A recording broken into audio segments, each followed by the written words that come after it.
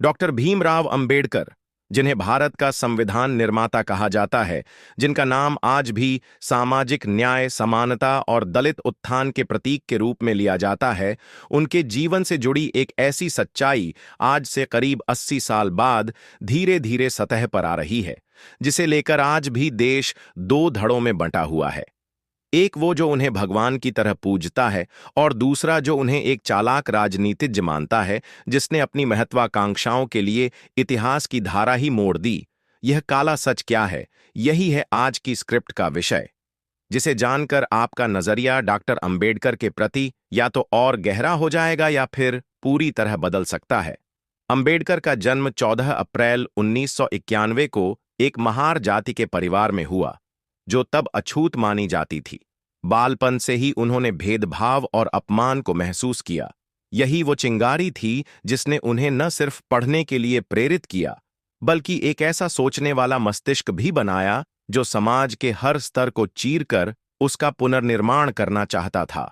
लेकिन जब हम अंबेडकर की सोच और उनके कामों को गहराई से समझते हैं, तो वहां कई परतें दिखाई देती हैं, जैसे कि उनका हिंदू धर्म के प्रति कठोर रुख, ब्राह्मणवाद के खिलाफ कड़ा विरोध और अंततः बौद्ध धर्म में दीक्षा लेना।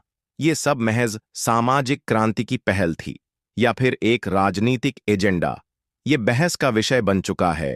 अंबेडकर के आलोचक कहते हैं कि उन्होंने अंग्रेजों का साथ दिया, सावरकर और गांधी के खिलाफ खड़े हुए और मुसलमानों को भी कई मौकों पर हिंदुओं से बेहतर बताया।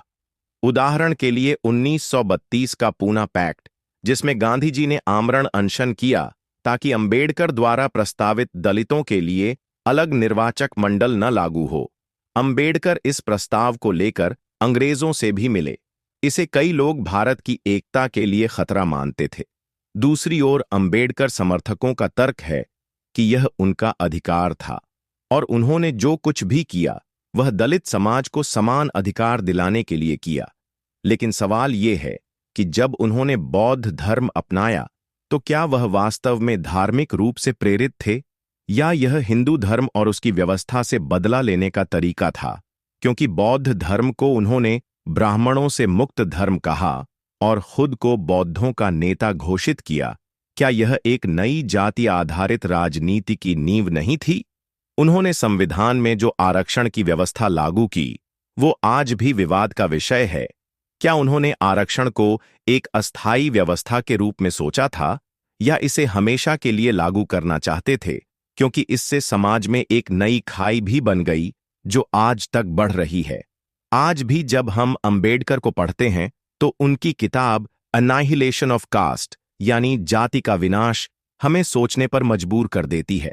लेकिन इसी किताब में उन्होंने गीता, मनुस्मृति और कई हिंदू धार्मिक ग्रंथों को भी कठोर शब्दों में खारिज किया। क्या यह आलोचना समाज सुधार थी या आस्था पर सीधा प्रहार? उनके लिखे कई भाषणों और लेखों में बार बार हिंदू समाज की बुनियाद पर सवाल उठाए गए, लेकिन कभी मुस्लिम या ईसाई समाज के कट्टर पंथ की आलोचना नहीं की गई। क्या यह चयनात्मक न्याय था? क्या अंबेडकर का आंदोलन समाज की एकता के लिए था, या फिर एक वर्ग को दूसरे वर्ग के खिलाफ खड़ा करने की रणनीति? ये वो सवाल हैं जो आज से 80 साल बाद भी हमारे सामने खड़े हैं। अंबेडकर की विचारधारा पर आज कई राजनीतिक दलों ने अपना दावा ठोका है। आगे का भाग अगले वीडियो में दिखाया जाएगा।